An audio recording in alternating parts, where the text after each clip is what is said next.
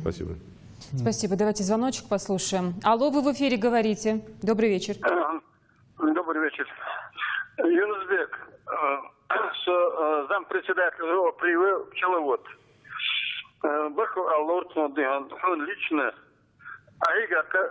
отклоняя внимание, он намилу Шерпудина, мэр Молдбека, Гоги Махмуда, особенно он яхуа ханяч, а решится, для чего прозвучит должбат, Дел слова дел. Барку халту. Атулла хашти шквачи де. Як това хала до хамзан до арзунетик. Нас айрал. Я так понял, ассоциация пчеловодов. Да. Баркал Диарасхол, Мамилов, Шерпудин, Баркал Дали, парк надо делать в любом случае, парк с него не снимает с ответственности. А насчет пчеловодов скажу, что когда я их первый раз собирал, они... Это была, мне кажется, что это была основная проблема республики.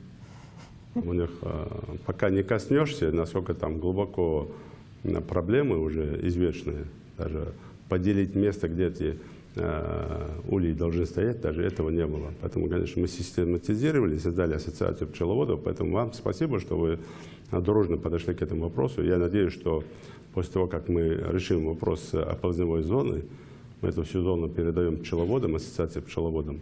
Там будут высажены так называемые медоносные деревья, и мы будем еще больше производить меда. И создадим условия для наших пчеловодов, не только для наших, почему? Потому что так же, как наши выезжают и в Краснодар, и в Ставрополь, и в Чечню, и в Дагестан, также оттуда будут приезжать тоже пчеловоды к нам.